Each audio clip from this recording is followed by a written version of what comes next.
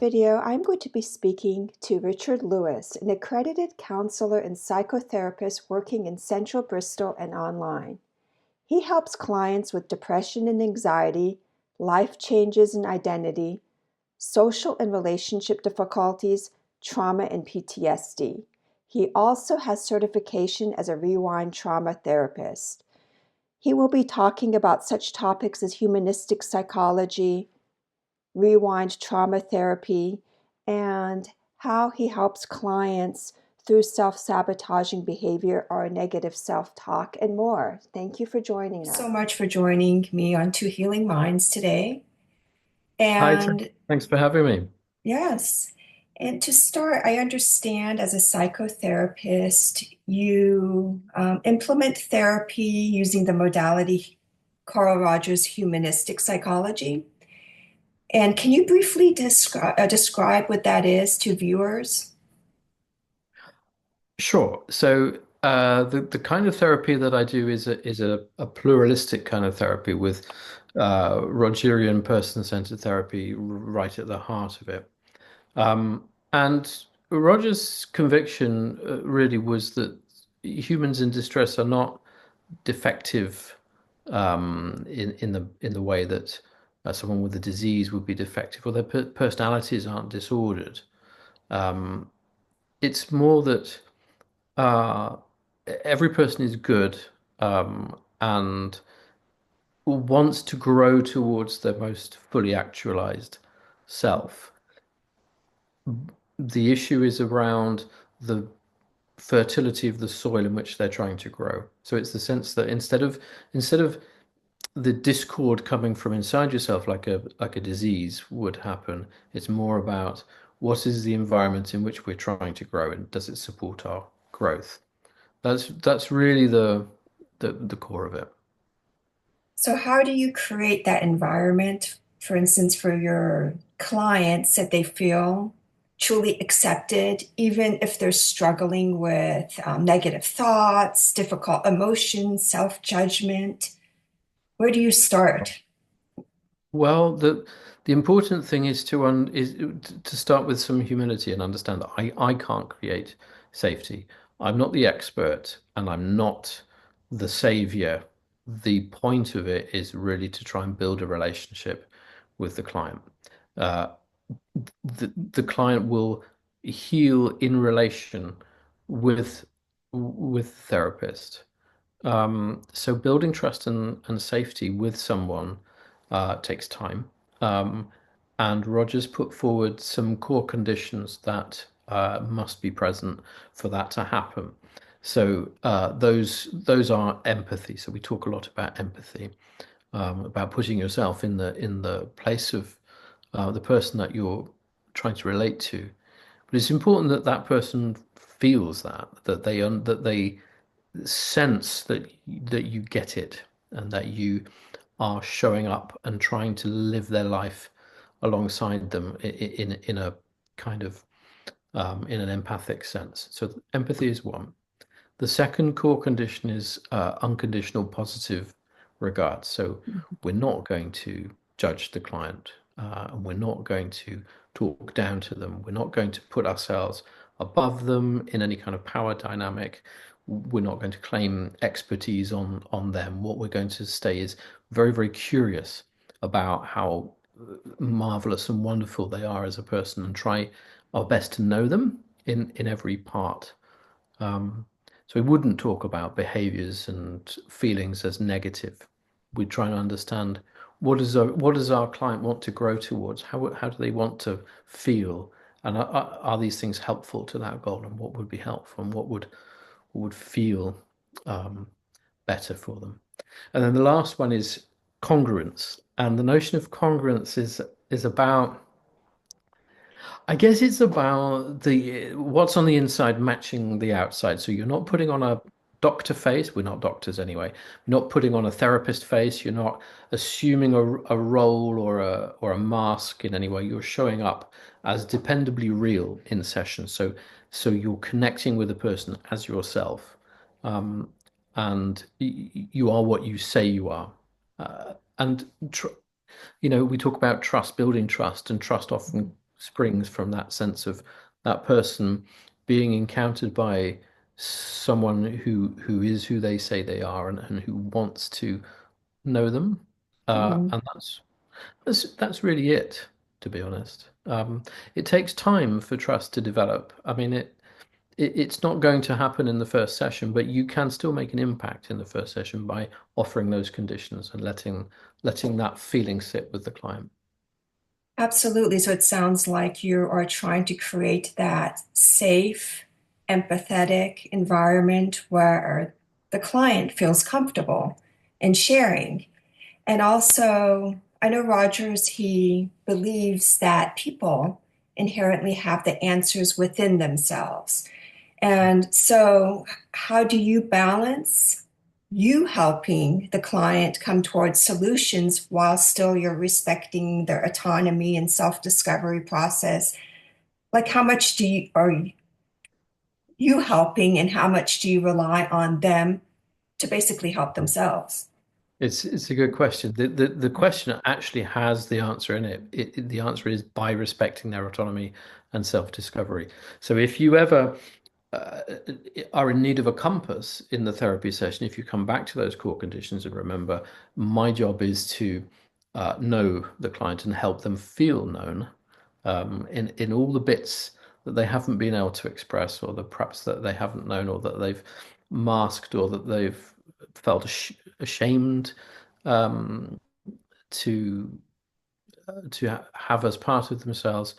Then actually the process of autonomy and self-discovery is the process by which they find solutions. So when you encounter yourself and you know who you really are, what you want, what you really need in order to feel fulfilled, then the solutions are relatively easy to find, because you can eliminate the ones that aren't congruent in a way with you, who you are. So that's it. So you focus on building the relational environment, and the answer is always tell me more. The answer is always can I find out more about you and what you've lived through, and what it's like to be you, what sensations live in your body, and where they might lead in terms of your feelings and memories and hopes. Okay, so basically the humanistic psychology is you're viewing the individual that they're inherently good people and that they're capable of change no matter what has happened to them, traumatic events or what turmoil they're going through. So it's more of it's like an optimistic perspective, right? Yeah. So then how do you address, because I know many people have self-sabotaging behavior, they're Mm. self-destructive, they have those negative patterns. And how is this form of therapy or psychology, humanistic, supposed to help people to get out of that rut? Yeah, okay, that's a good question. So if you go down the CBT route, for example, you'll start with the premise that these are negative behaviors and we will change them. Whereas I think if you're coming from a more humanistic perspective or a Rogerian perspective, you don't start with the behaviors. You start with who are you and what you're trying to become. Who are you? Who are you at your core, and what are you growing towards? And then you can start to figure out, well, are these choices, behaviors, are they helpful to that? Do they help you get there, or do they not?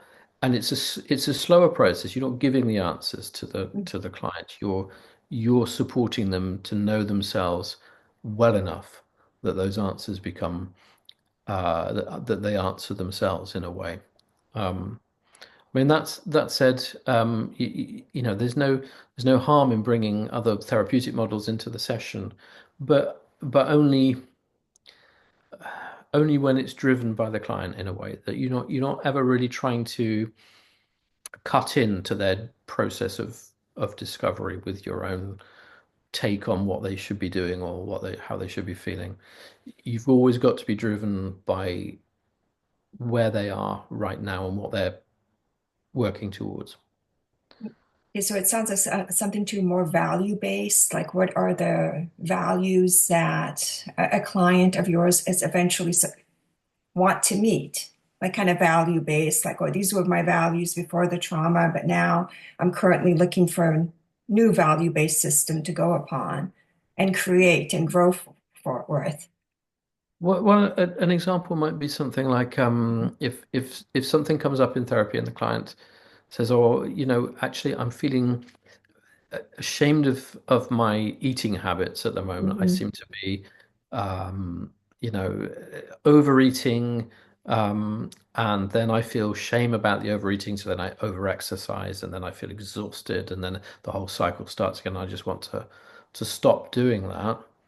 The approach isn't to say, all right, how do I stop you overeating? The approach is to say, well, how does the eating make you feel? What is it serving?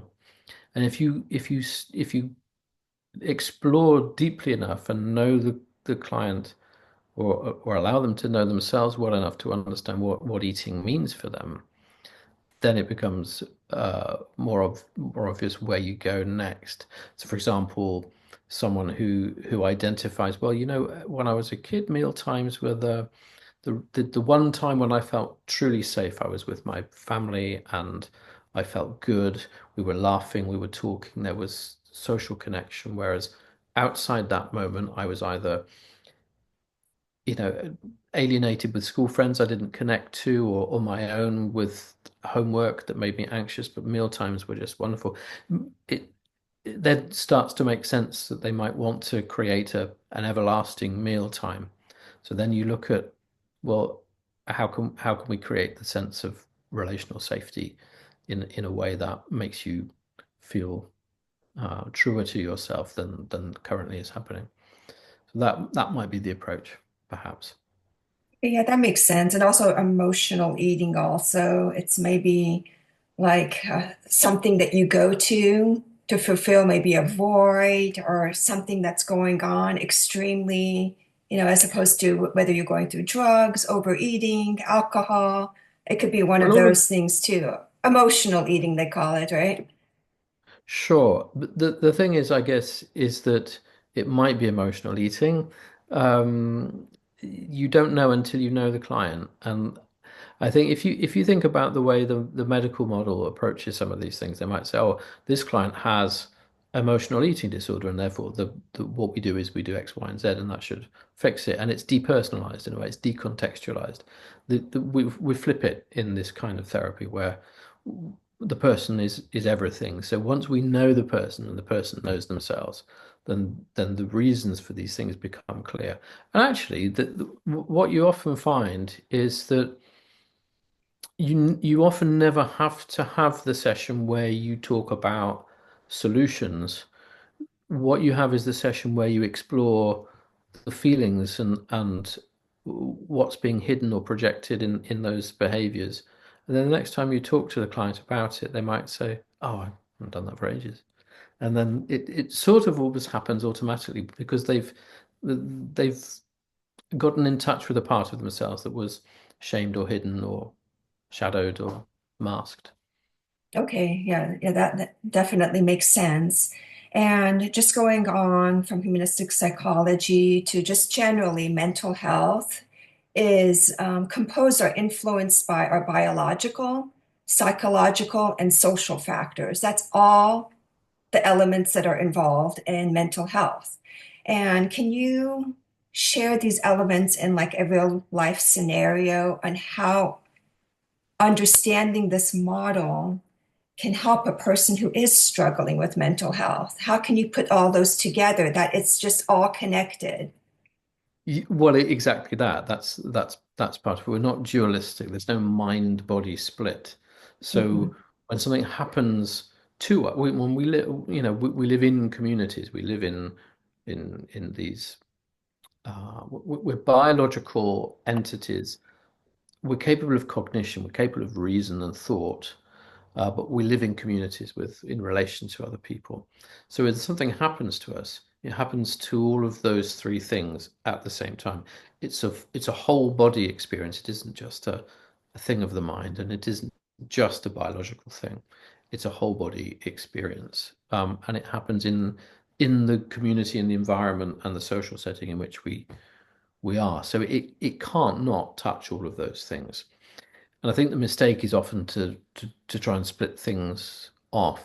The whole concept of mental health is, um, a bit of a false flag sometimes, I think, because the mind isn't something that we can observe. It's not a tangible thing. It's a symbolic thing. It's a kind of metaphor for the thinking, the feeling, the relational, all of those things, the way that we interact with the world and butt up against other people's ideas and values, and cogitate on it and feel things in our body about it. That's all the mind, isn't it? But that's all happening in our body as well as our thoughts, and it's happening in our communities as well.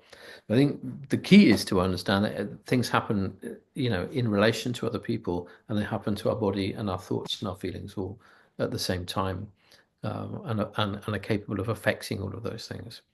So I guess if you ask for a real life scenario, um, so a good way to think of it is the way that we talk about depression and the way depression might show up.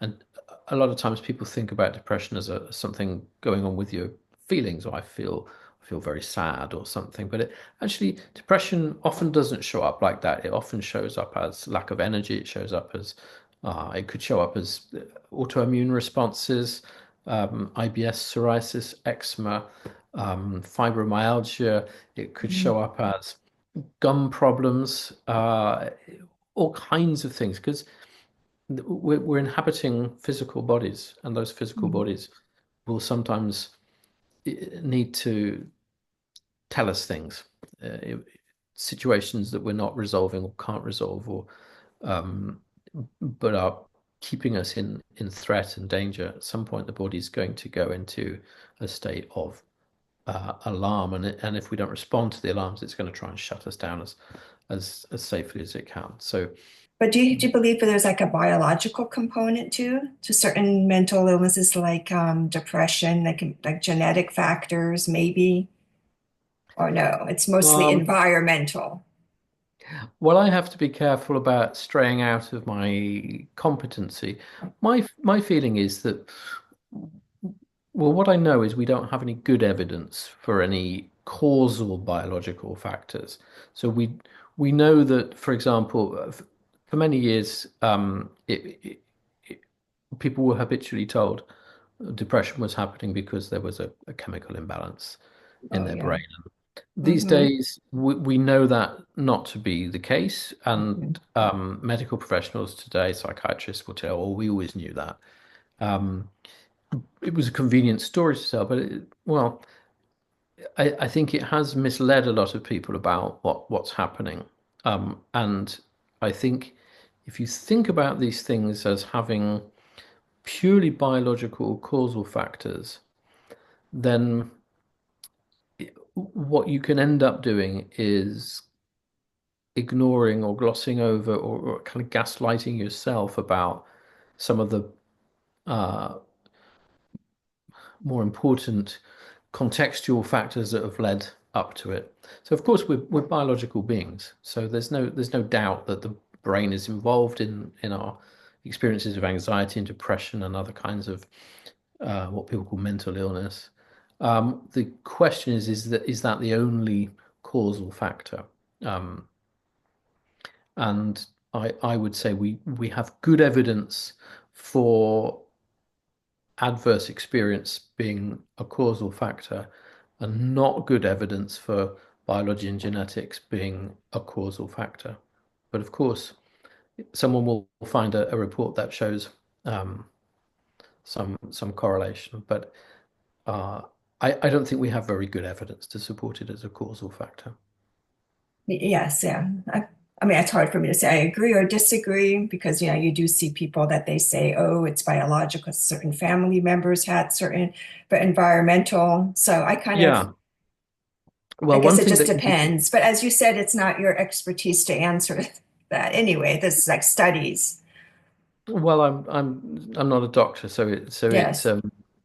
you're always a little bit at the edge of your expertise, but One thing that you hear a lot is, oh, there must be a genetic factor involved in this because the studies show that it runs in families, but we also know that trauma can be passed down through generations in families as well. So that doesn't really prove genetics. What it does say is that families are environments in which certain things can be passed on for sure. Okay, and this kind of leads on to the next topic because about diagnoses. Mm. And I know some people, they want the diagnosis because that gives them clarity and it helps them understand, like, hey, I have social anxiety disorder, I have clinical depression, I have this. Oh, now I can understand it. I can look up what does that mean? What are the symptoms? But other people worry about, like, God, the stigma or limitations of this label that they have, like making them feel deficient, awkward, not normal. So, how do you strike a balance between giving a helpful diagnosis to, well, you wouldn't be giving it, right? Or you go by the No, DSM-3? Oh, no, it no. would be the doctored Yeah, so because you work with doctor. And what is the down side of giving these labels and just like reminding the person, well, this is what you have. yeah, sure. So there's a few things to unpack there. So in the UK, differently to the US, someone who is identifying as a therapist or a counselor typically isn't going to be a medically qualified practitioner. So Right. they won't diagnose, and they won't prescribe. No. Um, and that would be the case with myself. Um, so for us, psychotherapy as an umbrella term is not the profession of diagnosis and cure. It's the profession of meeting humanity with humanity and trying to understand who a person is at their core. So that's quite different to the way that modern psychiatry has gone down this diagnostic route. Hmm. The diagnoses in DSM are supposed to be purely indicative. So the idea is that they're supposed to be descriptions of what's happening for someone so that medical professionals can have a shared common language and a shared approach. Um, what's happened over time is that those um, categorizations have sort of been reified into um, disease categories. So Hmm. people sometimes, if they're given a diagnosis, understand that this is I'm ill because I have borderline personality disorder, but actually that's really just a list of things that are happening to you and experiences that you're happening that you're experiencing. So in my work, someone might come to my practice after having gone to their doctor, and they might have seen a GP and then been referred. They might have seen a psychiatrist. They might have an active psychiatric diagnosis, and then they might come to me and say, "Can you work with this disorder?" And that is a tricky place to be because um, we've got to work with the person, not the disorder. And sometimes those diagnoses help people feel like, well, it wasn't just me kind of going out of my mind. This is a thing. It happens. Lots of people get this. And it can be quite seductive as well to um, accept a narrative that, well, this could have happened to anyone, and just much like, other kinds of disease, and we've got a treatment pathway. You can try this. But very often, what happens if they've come to see me, it means that whatever's been offered to them in that medical route hasn't really worked for them, or isn't enough. Um, so it really begs the question in some ways. Um, did the model of diagnosis and treatment take you anywhere good? Sometimes you have to break open the boundaries of what the diagnosis is to consider a future in which this isn't a lifelong problem that you're going to have. Is there a way that you can climb out of this particular experience in a way that feels positive and empowering, and doesn't mean that you're going to have to always be um, looking to someone else to give you treatment. So really, all without trying to, uh, you don't want to take away a label or a diagnosis that's been helpful to someone, but you want to help them see perhaps beyond it to ways of conceptualizing it that don't involve a life of subservience to it or a life of Mhm. treatment of it, but actually, how can we take our power back? And sometimes that means putting the diagnosis to one side and looking at life in a broader sense, and looking at who you are in a broader sense outside of that diagnosis and set of experiences. Yeah, that makes sense. It's giving someone hope that Mhm. yes, you will improve. You're not going to be stuck at this little level forever, that there is improvement involved and being stuck, as you said, with a name of a diagnosis. Because truly, yeah, there are a lot that you can get out of it and improve and actually not even have that diagnosis anymore. Sure. So, but if you're stuck with it, then you're thinking, oh, this is what it's going to be all the time, and which is not the case, which That's exactly I it. do agree. Yeah, I If definitely you agree think on about that. what happens if you go and see your doctor and you say, "Look, I've got this rash has come up on my skin," and the doctor says, "That's okay. I know what that is. It's not serious, and we can treat it. And if you use this treatment, typically goes away in 6 to 8 weeks. Then you've got this wonderful future prognosis in which, all right, this is a manageable thing. People know about it, and we know how to look after it, and typically it goes away. Whereas if you see a doctor and say, I'm feeling like this, I'm having these experiences, and they say, well, you have this personality disorder, and typically it's a lifelong treatment. Then do you ever look beyond that? Does that keep you boxed in? Um, and I think sometimes it does keep people boxed in. And if you can uh, open those walls a little bit and say, well, look, not to not to invalidate what was said, but there are other ways of conceptualizing this as well that are more freeing. Yes, and there's something interesting that you offer, and just to understand or explain to the viewers, it's called rewind trauma therapy. And that's often described as something fast and effective for addressing PTSD and trauma. So, can you explain how it works and why it's different from like your traditional talk therapy? Yeah, so it's a tool rather than a therapy. Okay. And it's usually used to try to help people um, break out of cycles of remembering. So maybe they might have a traumatic event that they just can't stop thinking about, and that's distressing in itself. And what you want to try and do is help them file it away in the past by dissociating the narrative of the events from the feelings and the smells and sensations that accompanied it. It's a guided visualization technique, and you create a sort of a dissociated image. So you'll encourage the client to see themselves watching the events on a screen. So it's a couple of times removed, and you start from a place of safety from before these things happened, um, and then the client will see themselves watching the events one by one, and as they go through frame by frame, they'll be feeling everything that they felt, smelling everything, the sounds, the colors, any other sensory information that happened that they associate with it. When they get to the end of it, when it's stopped, they're going to step into the screen and rewind themselves as fast as they can right back to that place of safety.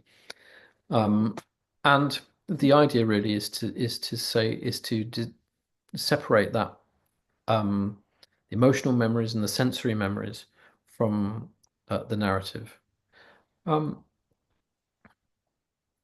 and it's not a huge part of what I do, but it does come up from time to time. If someone has a particular recurring thought or memory or troubling experience that they want to sort of let go of, it differs from.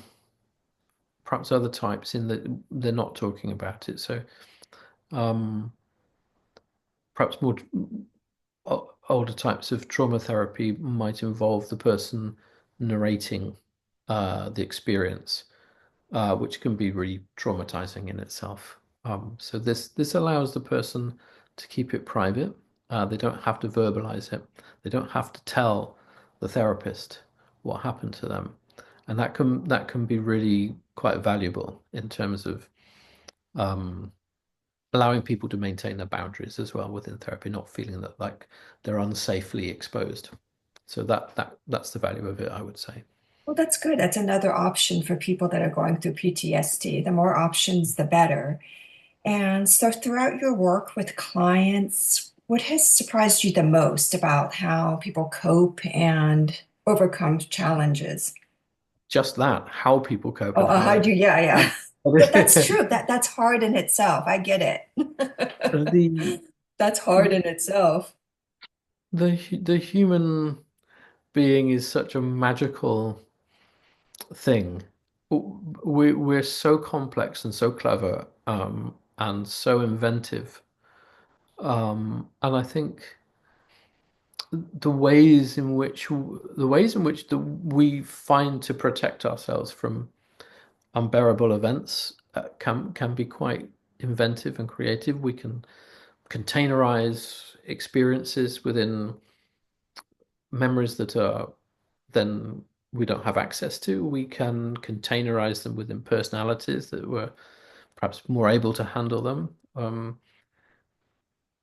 And then on the other side of it, there's um, the eternal capability of the human to grow into something else. When you have the opportunity to work with someone over time and you get to watch them blooming and opening up as a person, you can literally see it in their body. They literally start to open up and bloom into a, a more authentic and powerful version of themselves, and that's always a wonderful moment, and it's always surprising just how beautiful it is. It's like those used to get those paper flowers that you would put water on and they would sort of magically open. And I Oh, always think yeah. of that. No, absolutely.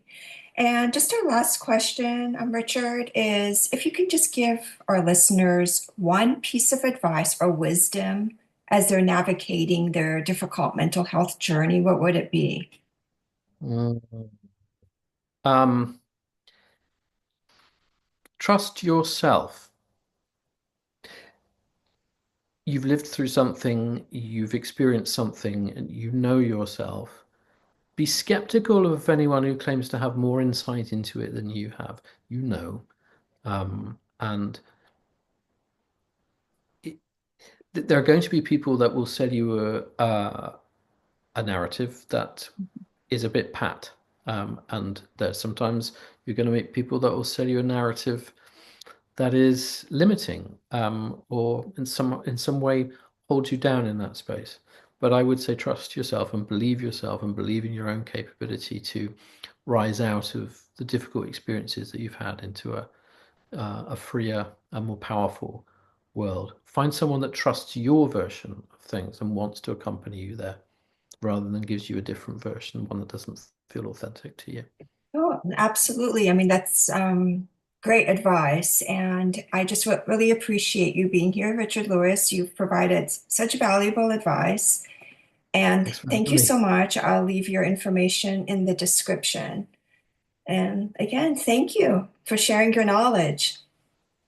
Thanks for creating the channel. Appreciate it. Thank you.